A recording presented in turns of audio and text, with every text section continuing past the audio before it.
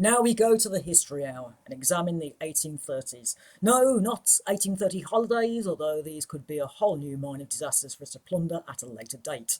But the fates of Tracy from Ilford and Trevor from Peterborough in Future Ventura are yet to occur at the time of the focus of this show. Here, we interview people who were there in the actual 1830s, an era of great social change and upheaval, including Vinnie Apps, erstwhile of the Bow Street Runners, and Sir Jacob Fotherington Thomas, former Member of Parliament for South Dorsetshire, a Rottenborough Conservative. I mean, it was unprecedented. Not just like when you had them small-time problems like Napoleon. I mean, the guy was small from what I've heard. You had all kinds of turmoil going on. A lot of protests about people's rights, people rioting on the streets of Birmingham, stuff being chucked about and fisticuffs at the Bullring, and stuff kicking off in Wales too. All those miners. At least that's what I heard. I've never been to Wales. Thank goodness that Robert Peel established the police force in 1829. What you need to remember is that we're in uncertain times, with constantly changing variables. That louche George IV, former regent, playboy, and general gadabout, popped his clogs at the start of the decade, and then William IV did so, but scant 7 years later. And then the throne went to... I can hardly bring myself to say it. I mean, it was unheard of. Well, very well. It went to a teenage filly, which led to all sorts of unexpected unnecessariness. A different Prime Minister every 15 minutes. The Duke of Wellington, Earl Grey, Melbourne, Wellington, Peel, and then Melbourne again. Made you giddy. The Whigs were in ascendance haplessly. The term Whig was originally short for Whigamore, a term meaning cattle driver, used to describe Western Scots who came to Leith for corn. The cattle drivers would call out Whig or Whig and bother, meaning away or to the road, and the sound was converted by English people, that's the English people, to the pejorative term Whig or Whigamore. So there you have, as they say, it. People think back to those times as being quite oppressive, but there was a lot of headway being made towards people's rights, such as the 1832 Reform Act, the abolition of slavery, and the Factory Act, which clamped down on kids working in factories. The Poor Law Amendment Act of 1834. Yes, that was that Whig Melbourne's doing. The King didn't like him and his neoliberal do-gooding reforms, and for that matter neither did I. Take, if you will, for example, the reform of the Poor Laws. No one could receive aid unless they were prepared to enter the workhouse first. Well, I ask you, how needy does a person need to be? Absolute wrong-headed nincompoopery for them to have been thought to have been worthy of any alms without this being the instance. The Marriage Act of 1836 permitting civil marriages in nonconformist chapels. And all of this occurring when Parliament set ablaze. To think, the structure that had been there since the time of King Canute. Yes, the day Parliament went up in smoke. Word I heard was a load of old tally sticks, which was some form of showing that a debt had been repaid, went back to medieval times, needed burning, because people were able to read and write and add up proper by then. Well, it went a bit wrong, and the next thing you knew, the Palace of Westminster was on fire. Wasn't even insured either. Drew quite a crowd, had to be kept back by soldiers, and many a person had their pocket picked. Some even got crushed. They brought in a floating fire engine, but by that point, due to a low tide, they couldn't get close enough until 2 in the morning. Yeah, Peel might have brought in a police force, but he hadn't dreamt up any other emergency services, had he? Like, say, a proper fire brigade. I'm not ashamed to say. I wept. So much history destroyed. The King offered us use of Buckingham Palace, but I'm afraid to say we had to refuse on the grounds it was somewhat dingy. Then the old King dies, and we had a Queen, Victoria, she was called at that point. She was, well, fit. She let herself go later, mind. Oh, sorry, was that picked up by the phonogram? Can we not, lose that in the edit?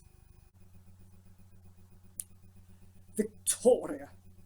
Well, some thought it was rather rash to hand the reins to the Empire to a teenage filly, but, well, she appears to be making a decent enough job of it thus far, I suppose. But at the time, there was that dreadful affair, the bedchamber crisis.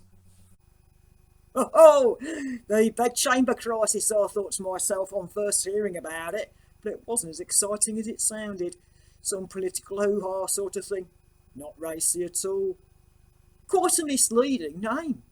Melbourne intended to resign due to a slim majority regarding some bill or other. The Queen liked him, so resisted invitations from Peel to include Tory ladies of the bedchamber, ladies in waiting, to the household, to replace the ones married to Whigs. She, herself a Whig, initially asked Wellington to form a government, but he politely declined. She reluctantly also asked Peel, but he also refused initially, as this would have had him have a weak hold on government. He agreed to do so only on Victoria sacking the Whig ladies in waiting, but she refused, leaving Melbourne to be persuaded to stay on. Are you keeping up? The problem was solved, of course, when she married Albert and became dependent on his views rather than her ladies in waiting. Young girls and their besties, eh? It was about this time that the boy Jones started paying visits to the palace disguised as a chimney sweep. He was caught by a porter in the Marble Hall and, after a chase, captured by the police in St James's Street with Queen Victoria's underwear stuffed down his breeches. Pervert! As stated earlier in the decade, thanks to the 1832 Reform Bill, the vote had been extended to the middle classes, and some reform made to constituency size and so forth. But to give people an inch and their next request a mile. By the end of that tumultuous decade, you had a mob that named themselves the Chartists, who are hell-bent on all sorts of radical tomfoolery. I blame the French for putting ideas into their head. As a nation, I find them so terribly handy for blaming everything on, don't you? No? Oh, just me then. But back to the Chartists. In short, they demanded every man to have the vote, not women, thank God. Secret ballots, no property qualifications to vote, wages for MPs, well, had to be some kind of silver lining. Equal-sized constituencies, which nearly robbed me of my seat in a so-called rotten borough, and annual elections. Madness, I tell you. Goddamn democracy. Just leave it to the elites. Let the lower classes in and they may side with revolutionary forces, and I shudder to think where that might bring us. Well, these Chartist types wanted to make their feelings known and held meetings. Big, massive meetings. One of these took place around the Bull Ring in Birmingham in 1839. It got a bit out of hand. Turned into more of a riot, really. 10,000 turned up, more or less. I wasn't physically there to count them in. Not sure how politically engaged they all were. Not probably heard there was a big do on fancied a bit of a fisticuffs action. Even the dead were problematic.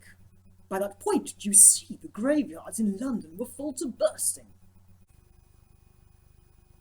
It got to the point where sometimes remains from a nearby cemetery would pop through into your cellar. Decaying matter contaminated water supplies, causing epidemics of disease. Put it this way, it weren't great. Plus all them shallow graves attracted grave robbers. But the mad thing was that it wasn't exactly a crime. Desecration of a headstone. Sure, yeah, the family would have had to pay for that, but the actual body, the owner would have, well, passed on, so no right to ownership. Well, initially there was some highfalutin plan to have a giant pyramid, if you please, 94 stories high, a 900-foot-long base on each side, towering over Primrose Hill with ramps to move coffins and a viewing platform at the top. Instead, we decided to have What were then out-of-town sites put aside for the purpose of burial, commencing with Kensal Rise, some god-forsaken Irish overrun area near Willesden, and closely followed by West Norwood, Highbury, Abney Park, Brompton, Nunhead and Tower Hamlets.